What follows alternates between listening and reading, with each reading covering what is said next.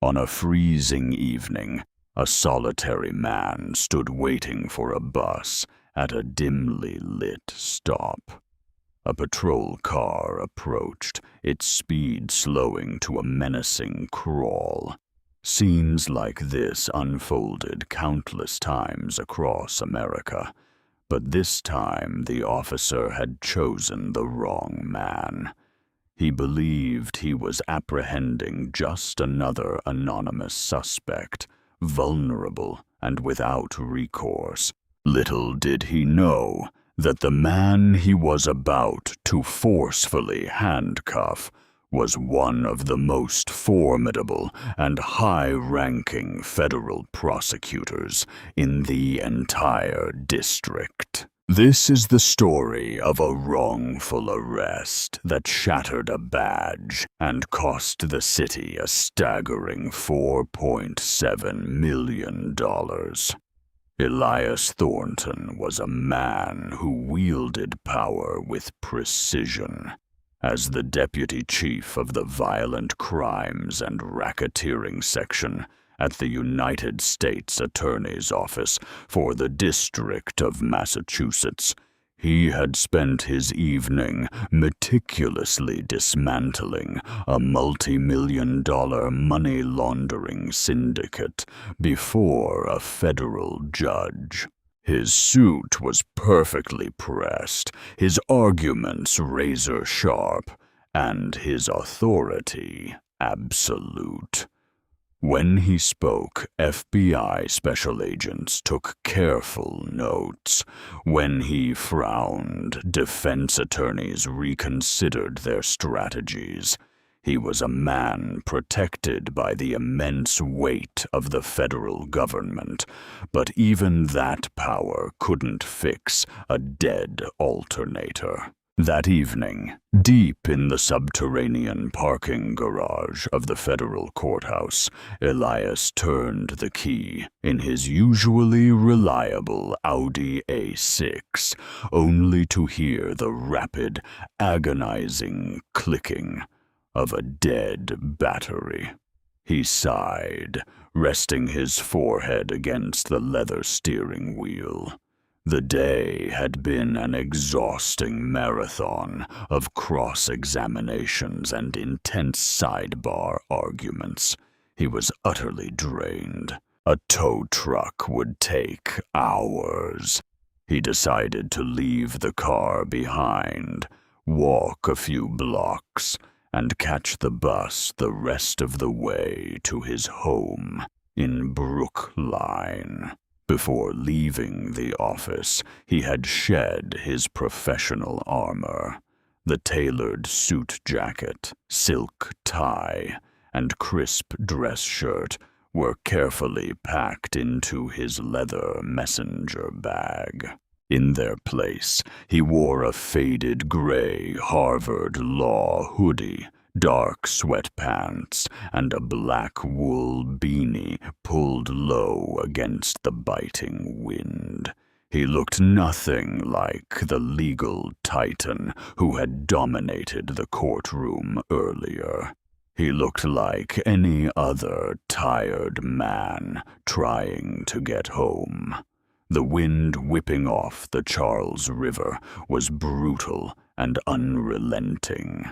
Elias stood at the poorly lit bus stop at the corner of a neighborhood caught between gentrification and urban decay. The streetlights flickered, casting long, erratic shadows across the icy pavement. He checked his phone.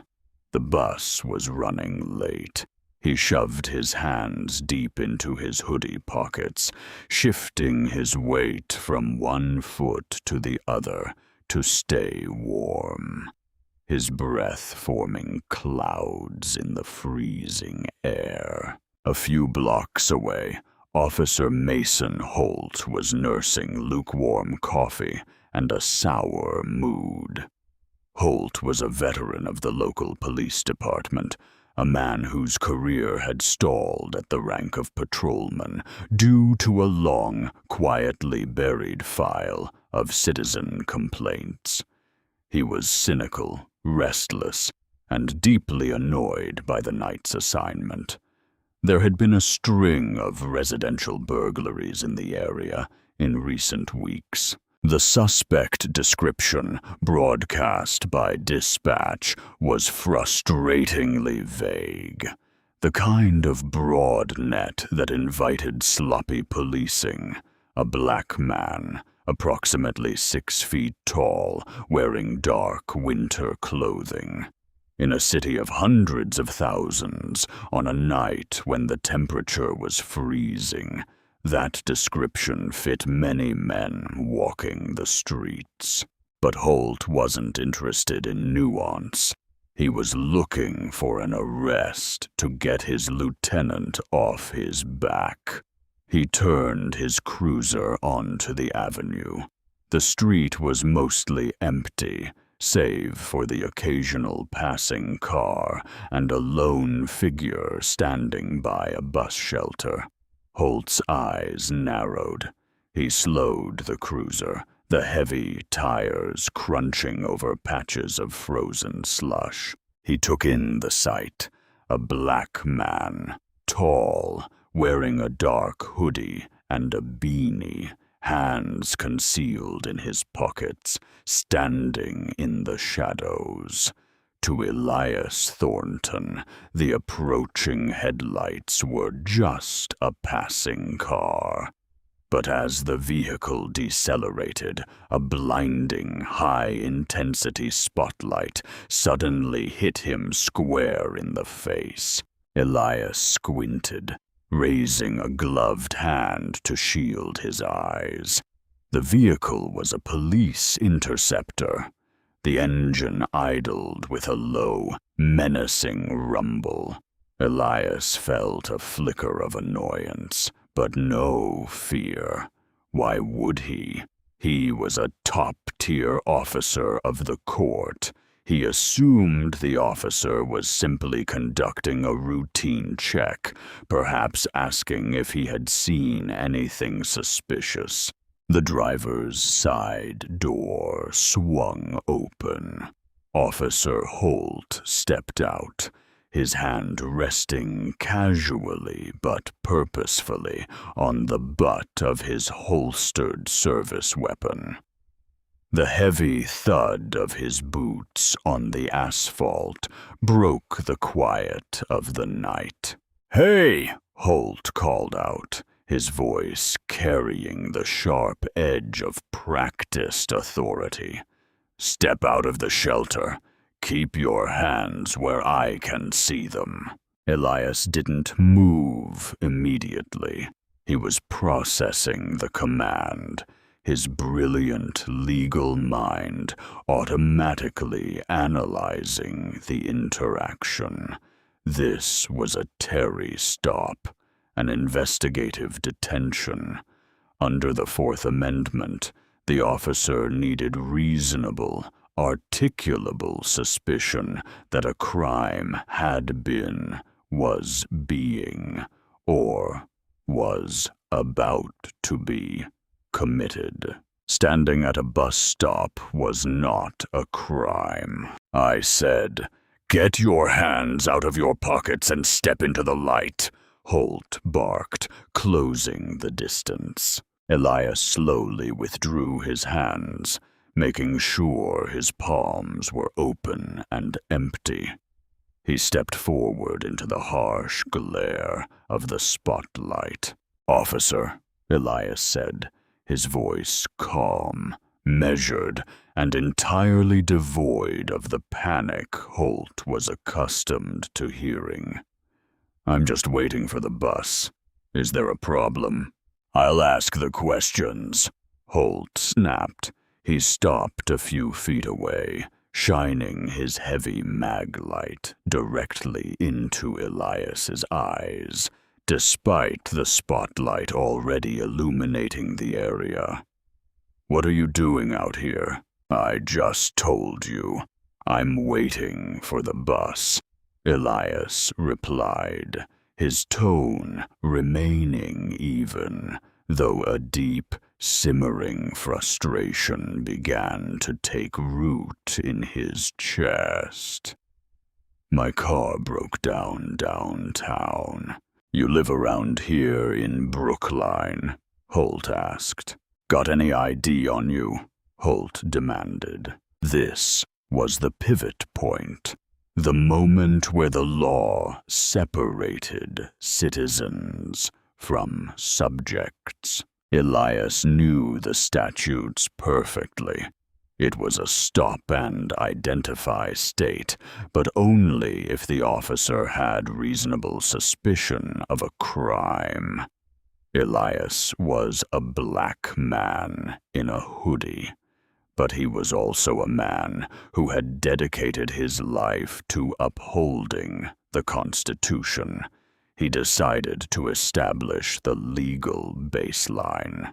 "Officer," Elias said politely but firmly, "before I reach into my bag for my identification, could you please tell me what reasonable suspicion you have to detain me? Am I suspected of committing a crime?" The question hung in the freezing air. To Elias, it was a standard procedural inquiry. To Officer Mason Holt, it was an act of profound, unforgivable disrespect. Holt's jaw tightened.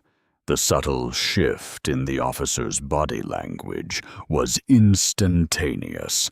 The casual arrogance morphed into aggressive hostility. In Holt's world, people on the street didn't use terms like reasonable suspicion. If they did, they were either sovereign citizens or smart Alecs looking for a fight. Holt despised both. "I don't need to give you a law lesson, buddy," Holt sneered, taking a step closer, invading Elias's personal space. The smell of stale coffee and peppermint gum wafted off the officer. "We've had burglaries in this area. You fit the description. Now you're going to give me your ID, or I'm going to take you in for obstruction. Your choice." Elias's mind raced. Fit the description. The oldest, most legally fragile excuse in the book. A vague description of a suspect does not grant law enforcement carte blanche to detain anyone who matches the race and gender of the suspect, especially absent any other suspicious behavior. Elias knew that if he were a white man in a suit, this conversation wouldn't be happening. "I understand you're doing your job, officer," Elias said, keeping his voice carefully modulated, avoiding any sudden movements. "But standing at a marked public transit stop is not suspicious behavior. I am declining your request for identification, as is my Fourth Amendment right, and I would like to know if I am free to go." "Am I free to go?" The magic words in a courtroom. Those words established whether a person was legally seized. Holt's face turned an ugly shade of red. He wasn't used to being calmly outmaneuvered on the sidewalk. He was used to fear, compliance, or belligerence, all of which he knew to handle with force. This cold, clinical defiance infuriated him. "You're not going anywhere," Holt growled. Without warning, he lunged forward, grabbing Elias by the upper arm with a bruising grip. Elias gasped in shock, instinct causing his muscles to stiffen. What are you doing? Do not touch me. Stop resisting, Holt yelled. The phrase was a pre-programmed defense mechanism meant for his body camera and any potential witnesses. He yanked Elias forward, spinning him around and slamming him chest first against the cold plexiglass wall of the bus shelter. The impact knocked the breath out of Elias, the sheer indignity of it, the physical violation sent a surge of adrenaline through his veins. His cheek was pressed against the freezing, grime-coated glass. Out of the corner of his eye, he saw the bus finally pull up to the corner, its pneumatic brakes hissing. The doors opened, and a handful of passengers stared in wide-eyed horror at the scene. A police officer roughly subduing a black man in a hoodie. "I am not resisting," Elias stated loudly, ensuring his voice was clear for the officer's microphone. He deliberately went limp, offering absolutely zero physical opposition. He knew the statistics. He knew how quickly a bruised ego with a badge could turn a sidewalk into a crime scene. He would fight this, but not in the street. He would fight it in the arena he owned. Holt kicked Elias's legs apart, patting him down with unnecessary aggression. "Got a weapon on you? Needles? Anything that's going to poke me?" "I have no weapons," Elias said, his voice muffled by the glass. "You are making an unlawful arrest. I am advising you to stop." "Shut your mouth," Holt spat. He unclipped his handcuffs. The cold steel ratcheted tightly around Elias's wrists, pinching the skin. The click of the locking mechanism echoed in the quiet street.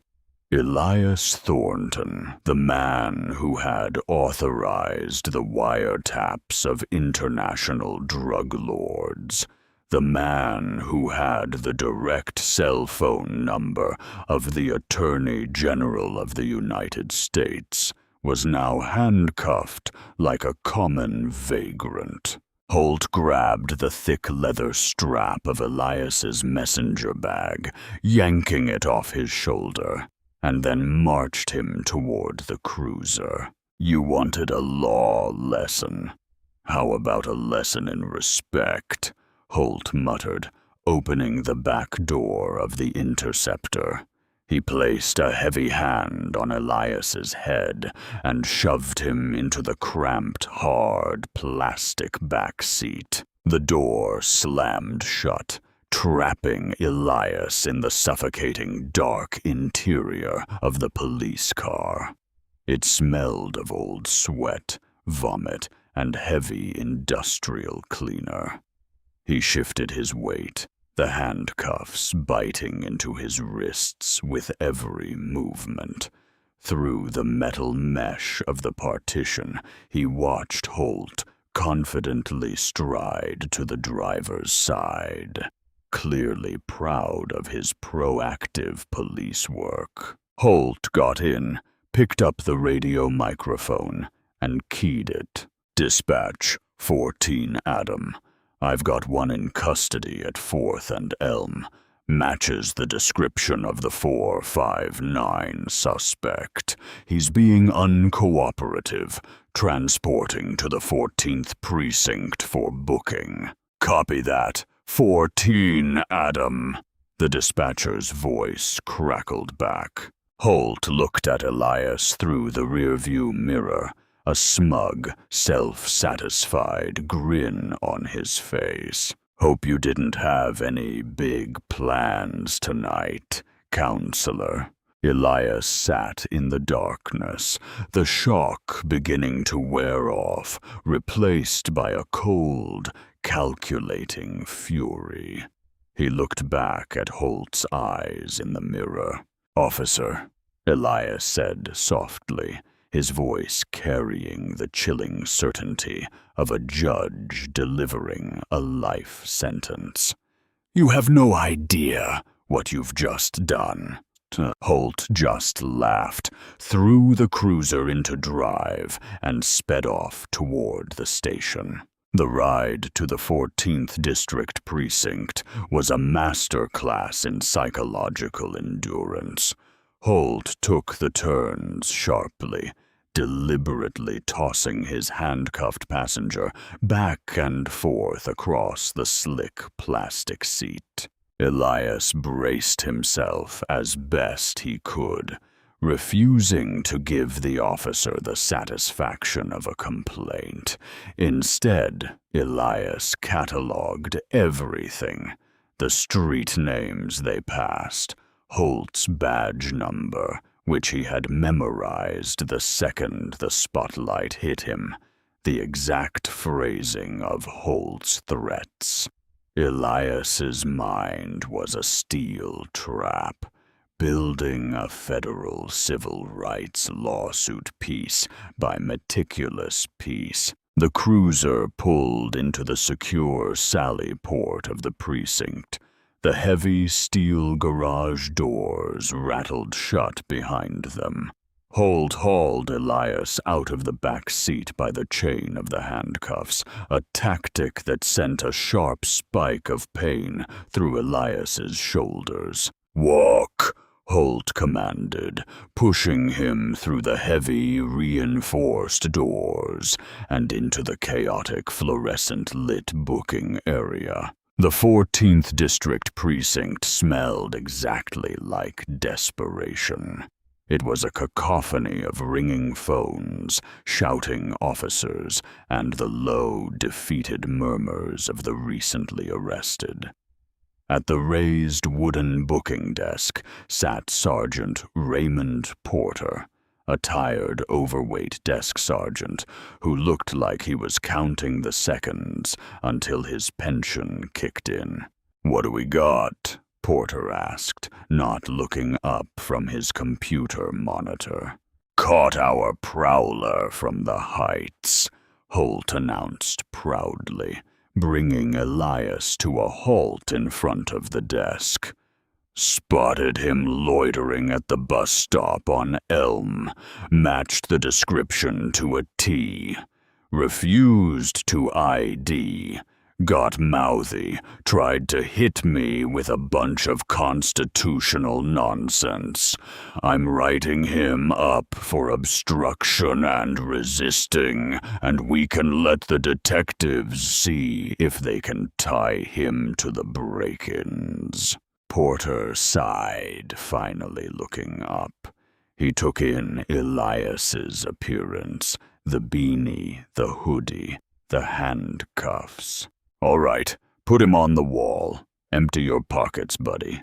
Holt roughly patted Elias down, pulling out his keys, a pack of gum, and his cell phone. He then grabbed Elias's expensive leather messenger bag and unceremoniously dumped its contents onto the booking counter. Out tumbled the neatly folded suit jacket, the silk tie, a few legal pads covered in dense, illegible notes, and a thick, heavy leather wallet. "Take his beanie off," Porter instructed. Holt snatched the wool cap off Elias's head, messing up his closely cropped hair. Elias stared straight ahead, his expression carved from stone. He was playing the long game now.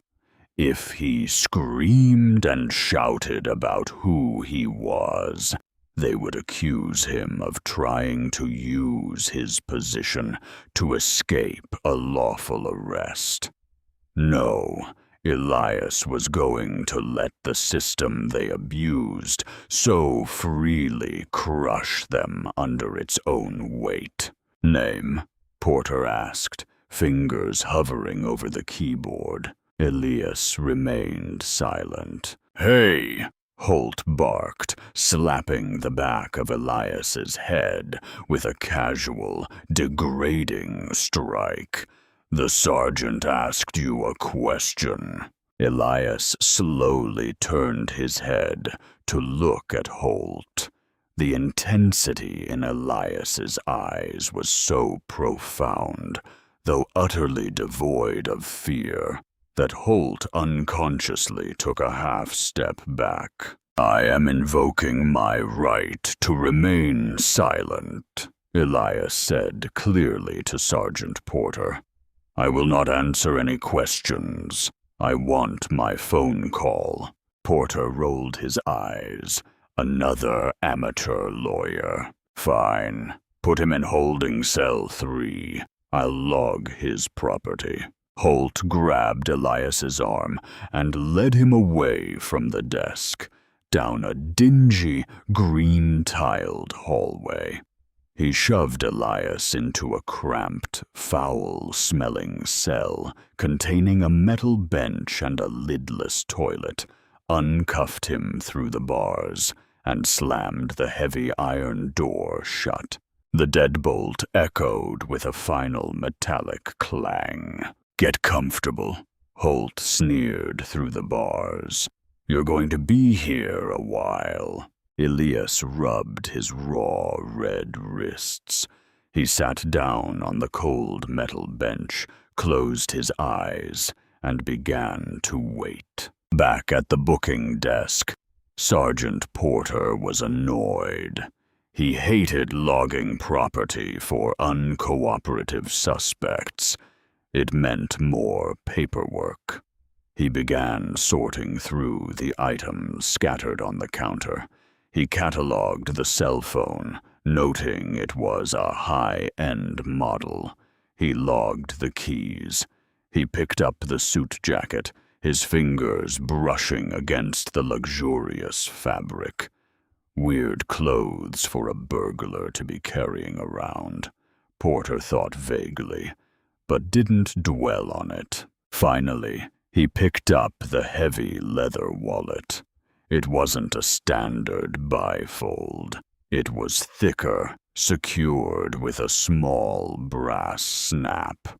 Porter popped the snap open to look for a driver's license so he could properly identify their John Doe. As the wallet fell open, Porter didn't see a driver's license. He saw gold. A heavy, intricate gold shield gleamed under the harsh fluorescent lights of the precinct. Above the shield, stamped in brilliant gold foil into the leather, were the words, "United States Department of Justice." Porter's breath caught in his throat. His heart skipped a beat. His hands began to tremble slightly as he flipped the leather flap to reveal the identification card opposite the badge. It featured a stern professional photograph of the man currently sitting in holding cell 3. Next to the photo, bold black letters spelled out, "United States Department of Justice, Elias Thornton, Assistant United States Attorney,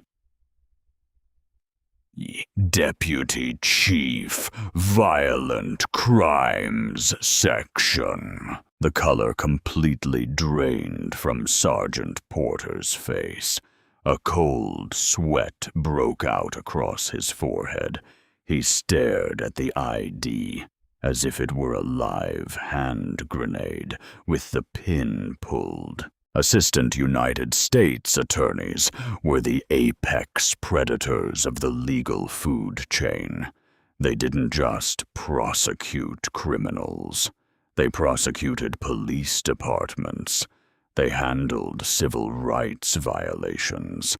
They possessed the power to initiate federal probes that could dismantle entire precincts, force police chiefs into early retirement, and send dirty cops to federal penitentiaries. And the man in the photo wasn't just a low-level line prosecutor. He was a deputy chief. Oh, sweet Jesus, Porter whispered into the empty booking area. He frantically looked over at the arrest report Holt had hastily started typing on the adjacent terminal. Suspect matched description, refused ID, resisting arrest. It was a textbook boilerplate lie used to justify a bad stop. Porter knew it. Every cop in the building knew it. But this time, Holt had used it on a man who literally taught seminars on how to dismantle those exact tactics in federal court. "Holt!" Porter yelled, his voice cracking with panic. He stood up so fast, his office chair rolled backward and slammed into a filing cabinet. "Holt, get your ass out here right now!" Officer Holt strolled out of the break room, a fresh cup of coffee in his hand, looking annoyed by the shouting. "What's the problem, Sarge?" The guy throwing a tantrum. Porter didn't speak. He just pointed a trembling fat finger at the open wallet resting on the counter. Holt walked over, a smirk playing on his lips. "What did he steal? A credit card or some?" Holt's voice died in his throat. He looked down at the gold shield. He looked at the ID card, the name, the title, the federal seal. The mug of coffee slipped from Holt's hand, shattering against the linoleum floor, splashing dark brown liquid across his polished black boots. The silence in the booking area was deafening, broken only by the dripping of the spilled coffee. "Tell me," Porter said, his voice dropping to a terrified whisper. "Tell me you didn't put hands on him, Mason. Tell me you just asked him to come down here voluntarily." Holt stared at the badge, his tough guy facade crumbling into dust. He remembered the physical shove against the glass. He remembered the tight handcuffs. He remembered slapping the back of the man's head. I cuffed him, Sarge," Holt stammered, feeling the ground opening up beneath his feet. "I tossed him in the back of the cruiser. I told him to shut his mouth." Porter closed his eyes, rubbing his temples as a massive migraine bloomed behind his eyes. The precinct was dead. They were all dead. "Get the captain," Porter breathed. "Wake him up. Call the chief. Call everybody. Sarge, what do we do about the guy?" Holt panicked, pointing toward the holding cells. "Should I go uncuff him? Should I apologize?" "Don't you go anywhere near that cell," Porter roared, his fear morphing into rage. "You don't speak to him. You don't look at him. You just brought the wrath of the United States federal government down on this entire Dadiaton, you stupid son of a spool." In holding cell 3, Elias Thornton sat in the dark, listening to the muffled, chaotic shouting echoing down the hallway. He leaned his head back against the cold concrete wall, A small, grim smile finally touched his lips. The trap had closed. Now, the real work would begin. Captain Leonard Briggs was a man who valued his sleep. At 58 years old, he was 2 years away from a lucrative pension and a quiet retirement in Florida. When his bedside phone rang in the middle of the night, he answered it with the gruff irritation of a man used to dealing with drunks and minor domestic disputes. By the time he understood the situation, Briggs was speeding down the frozen interstate in his unmarked Ford Explorer, his heart hammering against his ribs like a trapped bird, the emergency lights flashing silently into the black night. When Briggs burst through the double doors of the 14th District Precinct shortly after, the atmosphere was suffocating. It felt less like a police station and more like a bunker moments before an artillery strike. Sergeant Porter was pacing behind the booking desk, sweating profusely. Officer Mason Holt was sitting on a metal folding chair in the corner, staring blankly at the linoleum floor, as if trying to memorize the tile pattern. "Where is he?" Briggs demanded, his voice a low, dangerous gravel. He didn't ask for a summary. Porter had already told him the catastrophic details over the phone. "Holding cell 3. Captain," Porter croaked, his hands shaking as he held out a ring of heavy brass keys. "He hasn't made a sound, hasn't asked for a lawyer, hasn't asked for a phone call." "Of course he hasn't asked for a lawyer, you idiot," Briggs hissed, snatching the keys. "He is the lawyer. He's the guy who puts away cartels and dirty politicians. He's sitting in there, building a federal indictment in his head." Briggs turned his furious gaze to Holt. "You do not move. Do not speak. You don't text your union rep. You don't call your wife. You breathe when I tell you to breathe. If I find out you scrubbed your body camera footage, I will personally throw you off the roof of this building." Briggs straightened his uniform, took a deep breath to steady his racing pulse, and marched down the green-tiled hallway.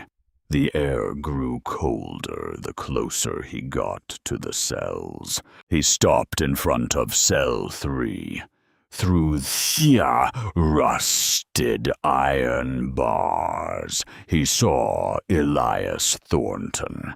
The deputy chief of the violent crimes section was sitting perfectly still on the metal bench, his hands resting on his knees. He looked up as Briggs approached, his expression utterly blank. "Mr. Thornton," Captain Briggs started, his voice strained with forced diplomacy. He fumbled with the keys, his hands betraying his panic. "There has been a colossal misunderstanding. I am Captain Leonard Briggs, the commanding officer of this precinct. I am opening this door right now, and you are free to go, with our deepest, most profound apologies." The heavy deadbolt clicked. The iron door swung open, screeching on its hinges. Elias did not stand up. He did not move toward the open door. He simply sat there, his dark eyes locking onto the captain's face. "Captain Briggs," Elias said, his voice smooth, resonant, and entirely terrifying. "Are you unarresting me?" Briggs swallowed hard. "Yes, sir. You are completely free to go. We'll have an officer drive you home immediately. Anywhere you want to go." "I see," Elias replied slowly. "And under what legal authority was I detained, transported, and locked in this cage?" "It was a mistake, sir," the officer. "A mistake is a typo on a parking ticket, Captain," Elias interrupted, his tone chillingly polite, but slicing like a scalpel.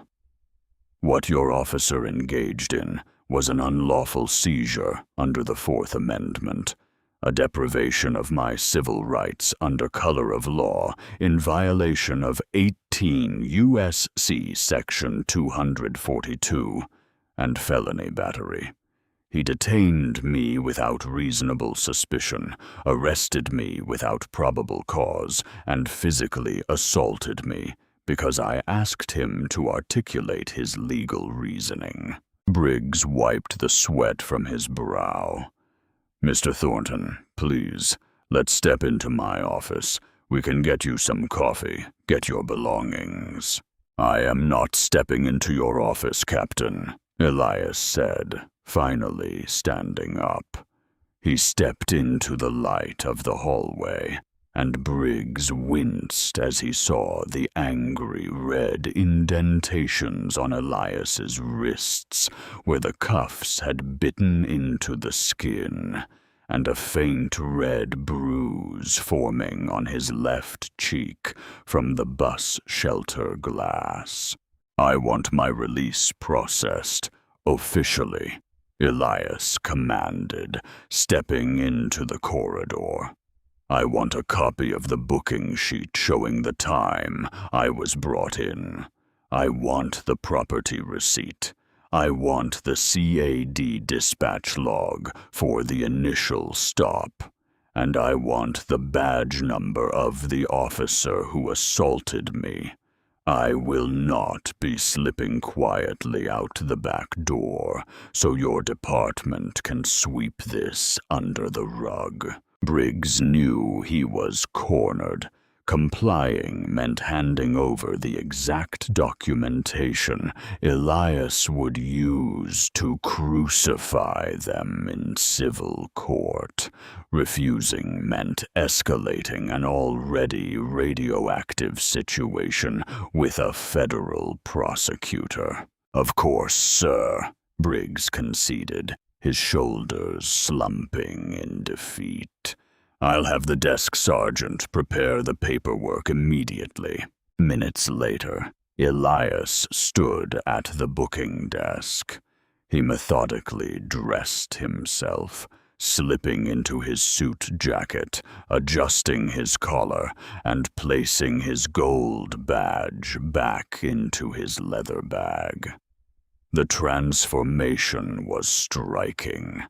He went from looking like a street-level suspect to a man who commanded empires. He took the stack of papers Sergeant Porter, trembling, handed over. Elias read every single line before folding them neatly into his breast pocket. He then looked directly at Officer Holt, who was still sitting in the corner, pale and trembling. "Officer," Elias said. The room went dead silent. "In my line of work, I see a lot of bad men, but the ones who hide behind a badge to bully people on the street, they are my absolute favorite to prosecute.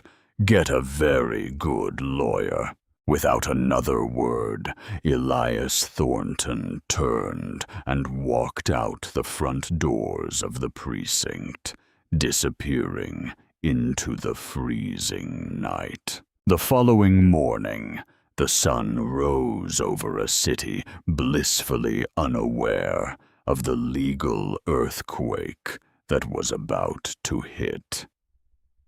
Early that morning, Elias walked into the federal courthouse. He bypassed his own office and took the private elevator straight to the top floor. He walked past the shocked administrative assistants and pushed open the heavy oak doors to the office of Harrison Vale, the United States Attorney for the District of Massachusetts. Vale, a silver-haired legal veteran with a reputation for political ruthlessness, was sipping coffee and reading the morning briefing. He looked up, surprised.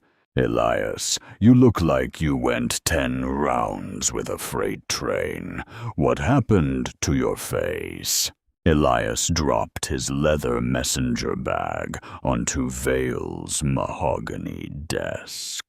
"Harrison, I need a leave of absence, effective immediately." Vale frowned, setting his coffee down. "A leave? We're preparing to impanel the grand jury on the waterfront corruption case soon. You can't just walk away. What's going on?" Elias sat down and laid out the events of the previous night with the dispassionate, clinical precision of a medical examiner detailing an autopsy. He described the stop, the assault, the ride to the station, and the panic at the booking desk. By the time Elias finished, Vale's face had turned a mottled, furious red. He slammed his hand flat on the desk, the sound echoing like a gunshot. "They did what? To my deputy chief? To a citizen?" "Harrison," Elias corrected softly. "They did it to a citizen. It just happened to be me." "I'm calling the mayor right now," Vale barked, reaching for his phone. "I'm calling the chief of police. I'll have that officer's badge on my desk by midday, and I'll have the FBI open a civil rights probe by this afternoon." "No," Elias said firmly. "If you do that, it becomes a political favor, a quiet firing behind closed doors to appease the U.S. Attorney's Office. The department learns nothing. The public sees nothing. And tomorrow night, another black man in a hoodie gets his face slammed against the glass." Vale paused, his hand hovering over the receiver. "So, what's your play, Elias?" "I am stepping back from my federal duties to avoid a conflict of interest. I'm hiring private counsel, and I am going to sue the city, the police department, and Officer Mason Holt for a seat so catastrophically large that they will have no choice but to accept a federal consent decree overhauling their entire patrol division."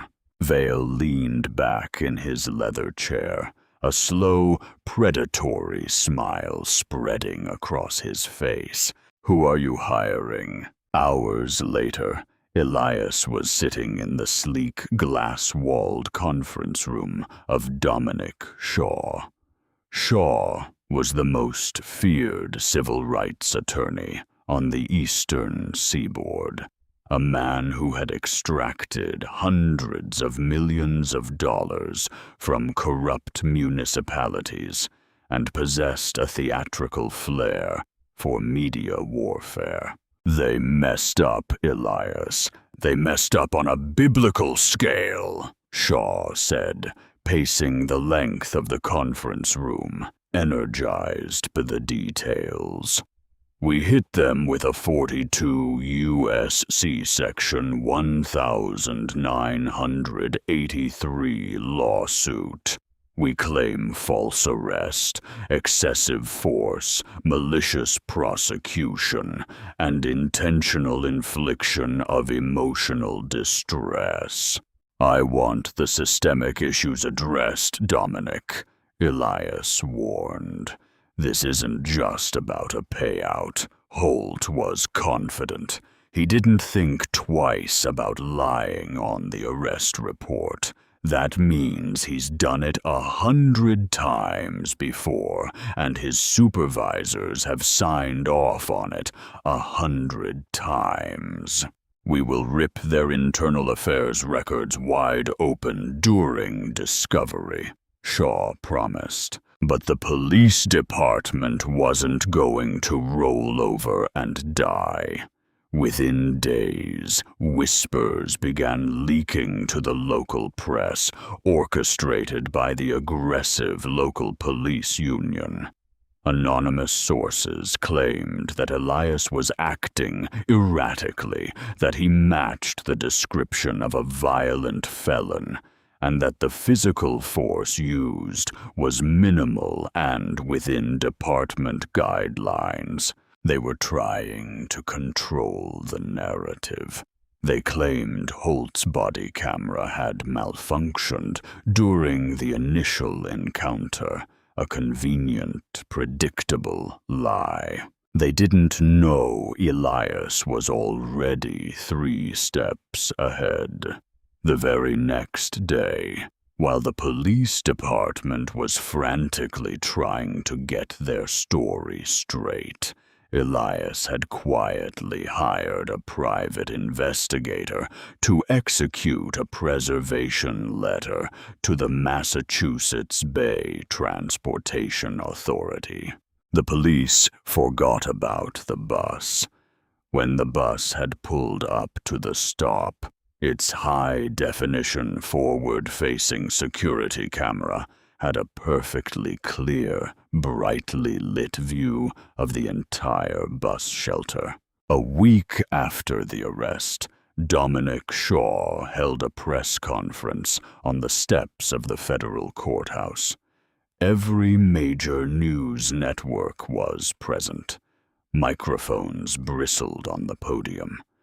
Behind Shaw stood Elias Thornton, wearing a pristine navy suit, his face calm and unreadable. Last week, a distinguished federal prosecutor was treated like a violent animal simply for standing at a bus stop. Shaw thundered into the microphones, his voice echoing across the plaza. The police union has spent the last week lying to the public. They claimed Mr. Thornton was aggressive. They claimed the officer's body camera was broken. They claimed the use of force was justified. Shaw smiled, a shark smelling blood in the water. He gestured to a large television screen set up next to the podium. We don't need their broken body cameras. We have the truth. Shaw hit play. The high-definition video from the transit bus played for the assembled press. There was no audio, but the visuals were damning.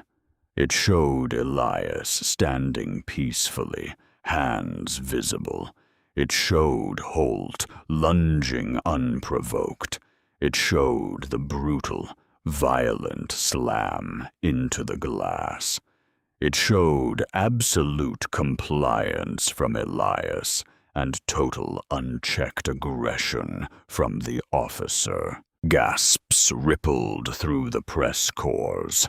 Camera shutters fired in a deafening crescendo. Today, Shaw announced over the noise, we are filing a $4.7 million civil rights lawsuit against the city, the police department, and Officer Mason Holt. Furthermore, We are formally petitioning the Department of Justice to investigate the systematic, racially biased policing practices of this department. The trap hadn't just closed. It had snapped the department's credibility in half. The war had officially begun. The video broadcast across the national news acted as a lit match dropped into a powder keg. Overnight, the narrative flipped from a local dispute into a national scandal. The city's crisis management PR firm was drowning, and the police union's bluster evaporated the moment the high-definition transit video hit the internet. But public outrage was only the opening salvo. The real execution was scheduled for a morning several months later, inside the sterile glass-paneled conference room of Dominic Shaw's downtown law firm. It was time for the depositions. Sitting across the long mahogany table was Theodore Vance, the chief litigator for the city. Vance was a brilliant, pragmatic attorney who had made a career out of putting out fires started by reckless cops. But looking across the table at Dominic Shaw and a stone-faced Elias Thornton, Vance knew he wasn't here to win. He was here to minimize the bleeding. Next to Vance sat Officer Mason Holt. Holt had aged years in those months. He had been placed on unpaid administrative leave following the press conference, stripped of his badge and his gun. He looked pale, wearing an ill-fitting gray suit, his eyes darting nervously around the room. Every time he glanced at Elias, he quickly looked away. Elias simply sat with his hands folded, watching Holt with the cold, unblinking intensity of a hawk circling a wounded rabbit. A court reporter sat at the head of the table, fingers hovering over her stenotype machine. "State your name for the record," Shaw began, adjusting his glasses. "Mason Holt," he mumbled. "Speak up for the reporter, please," Shaw instructed sharply. For hours, Shaw walked Holt through the agonizing minutiae of his career, his training, and the night of the arrest. Shaw was a surgeon with his questions, slowly boxing Holt into a corner built entirely out of the officer's own sworn police reports. "Officer Holt," Shaw said, pulling a document from a thick manila folder.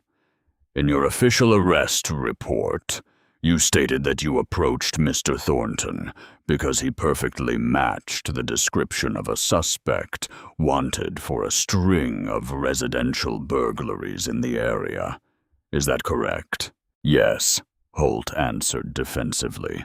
"Dispatch put out a bolo for a black male, tall, wearing dark winter clothing. And you believed Mr. Thornton, who was standing at a brightly lit public bus stop reading an email on his phone, was actively fleeing a burglary. I had reasonable suspicion to initiate an investigatory stop," Holt recited, clearly parroting Vance's coaching. Shaw smiled, a terrifying, predatory grin. He reached into his briefcase and produced a thick stack of paper bound with a blue legal cover. He slid it across the table. "Exhibit C, Mr. Vance, for your review." "Officer Holt," Shaw continued, his voice echoing in the quiet room. "This is a certified transcript of the Central Dispatch logs for the 14th District on the night in question. Let me direct your attention to page 12, time-stamped just minutes before you activated your emergency lights and approached my client." Holt swallowed hard. The silence in the room suddenly felt heavy, suffocating. "According to this log," Shaw read aloud, "Unit 14 boy apprehended the burglary suspect hiding in an alley on 9th Street. The suspect was a 19-year-old male wearing a bright red puffer jacket and blue jeans. Dispatch broadcasted this apprehension on the primary tactical channel, the exact channel your radio was tuned to. Dispatch cleared the bolo shortly after." Vance closed his eyes and pinched the bridge of his nose. He hadn't seen this. The police department had buried the dispatch log. "Officer Holt." Shaw leaned across the table, his voice dropping to a dangerous whisper. "You knew the suspect had already been caught. You knew the bolo was cancelled. You had absolutely zero legal justification to stop my client. You didn't stop him because he matched a description. You stopped him because you wanted to harass a black man in a hoodie who had the audacity to exist in your patrol sector. Isn't that right?" I didn't hear the radio call," Holt stammered, sweat beading on his upper lip. "It was noisy. My radio volume must have been down." "Your volume was down," Shaw countered instantly, producing another sheet of paper.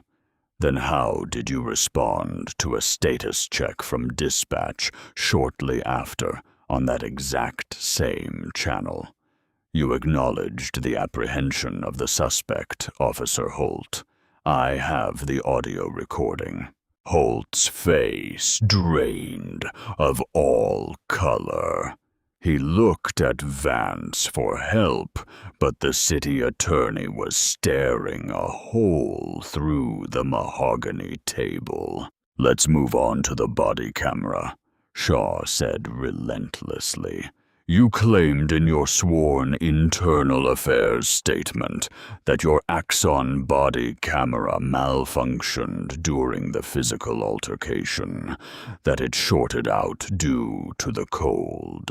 That's what happened," Holt insisted, his voice trembling. "Technology fails."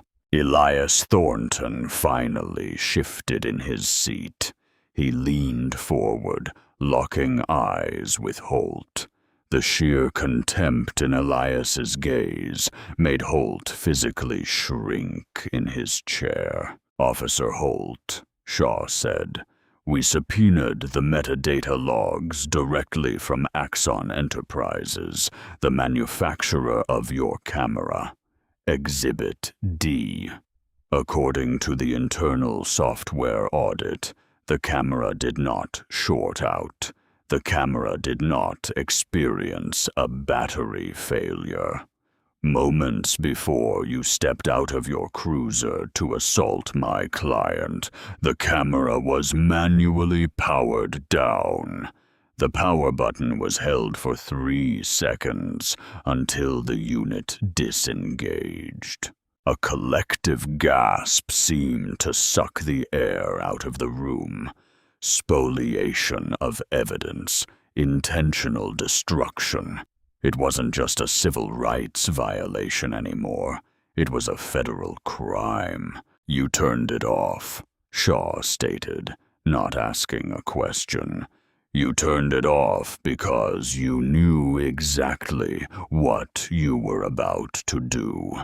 and you didn't want a record of it.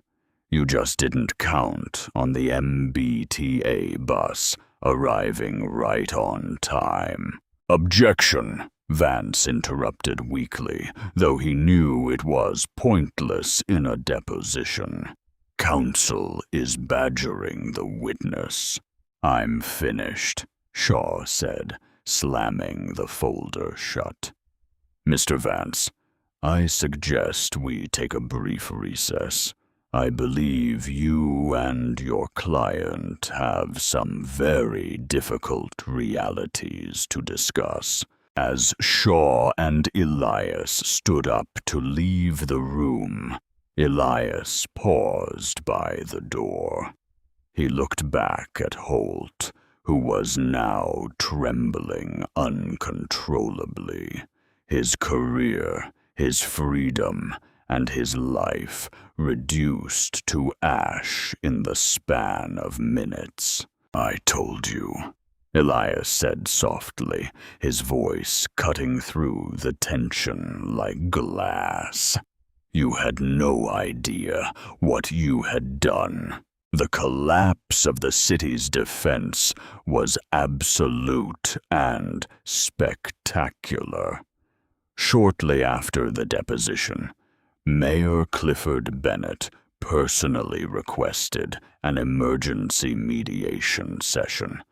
The city was facing a financial and public relations apocalypse. If Shaw took this case to a federal jury with the dispatch logs, the Axon metadata, and the transit video, the damages wouldn't just be $4.7 million.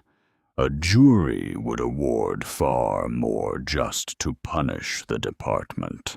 The mediation took place in a neutral, high-end arbitration facility overlooking the harbor.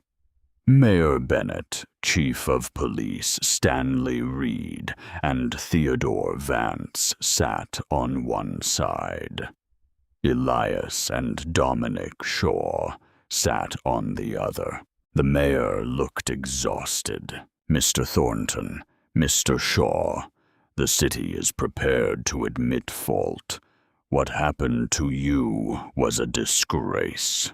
We are prepared to offer a settlement of $1.5 million tax-free, contingent upon a standard non-disclosure agreement. We want to make this right, and we want to move forward." Dominic Shaw didn't even look at his notes. He simply looked at Elias. For the first time in the mediation, Elias Thornton spoke. "Mayor Bennett," Elias said, his voice calm, projecting the undeniable authority of a deputy chief prosecutor. "Let me explain the reality of your situation. You are not buying my silence. You are not sweeping this under the rug with a nuisance payout and an NDA. I am a sworn officer of the United States Department of Justice. My duty is to the law, not to your municipal budget."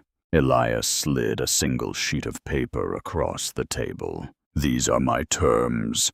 There will be no negotiation." Vance picked up the paper and read it.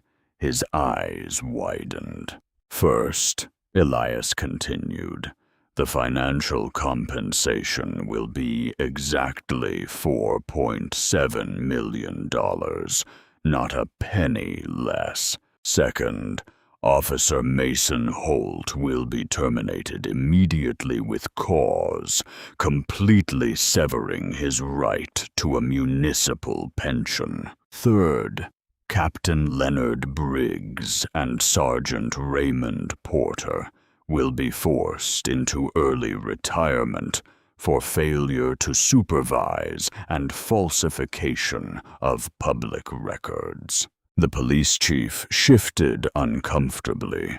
"Mr. Thornton, we can't just dictate union pension terms." I strongly suggest you figure it out, Chief. Elias cut him off instantly. Because if you don't, my fourth demand goes into effect. I will forward the unredacted discovery file from this civil case to the Civil Rights Division of the FBI. I will personally ensure they open a pattern or practice investigation into the 14th District. They will put your entire department under a federal consent decree. They will dictate your hiring, your firing, your training, and your budget for the next 10 years. You will lose control of your own police force. The threat hung in the air, heavy and lethal. A federal consent decree was the ultimate nightmare for any mayor or police chief. It meant millions of dollars in compliance audits and total loss of autonomy. Elias wasn't just holding a gun to their heads. He was holding a tactical nuke. 4.7 million, Mayor Bennett whispered, staring at the paper. Elias, that's going to gut our discretionary fund for the year. Then next year, Elias replied coldly, I suggest you spend your discretionary fund on teaching your patrolmen the Fourth Amendment. The silence stretched on for 2 agonizing minutes. Finally, Mayor Bennett picked up a silver pen, uncapped it, and signed the term sheet. It was over. The fallout was swift and merciless. Within days, the city announced the historic $4.7 million settlement. The terms were completely public. There was no NDA. Mason Holt was publicly fired. Days later, he was indicted by a federal grand jury for deprivation of rights under color of law and obstruction of justice for tampering with his body camera. He would eventually plead guilty to avoid a trial, receiving a 36-month sentence in a federal correctional institution. He lost his badge, his freedom, and his pension. Captain Briggs and Sergeant Porter quietly submitted their retirement papers, vanishing into obscurity, their reputations permanently tarnished. The 14th District Precinct was gutted and overhauled. Its command structure was replaced by reform-minded officers terrified of federal oversight. As for Elias Thornton, the $4.7 million was wired into a trust.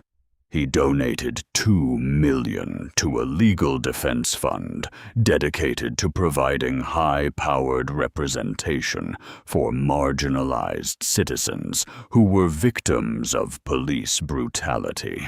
He kept the rest. On a crisp morning, several months after a dead car battery changed the course of his life, Elias walked back into the federal courthouse. He took the elevator up, bypassed the administrative assistants, and walked into his office. His tailored suit fit perfectly. The heavy gold badge of the Department of Justice rested securely in his pocket. He sat down at his desk, opened a fresh case file, and picked up his pen. He was the deputy chief of the violent crimes section, and he still had a lot of work to do. The story of Elias Thornton is a chilling reminder of how quickly power can be abused when officers believe they are operating in the dark. Mason Holt thought he had found an easy victim, someone whose rights he could crush without consequence. He learned the hard way that accountability can come from the most unexpected places. It's a powerful lesson in knowing your rights, standing your ground, and forcing a broken system to answer for its crimes. If this real-life legal takedown made your blood boil and your heart race, make sure to hit that like button. Share this story with anyone who loves justice, and subscribe for more incredible true stories.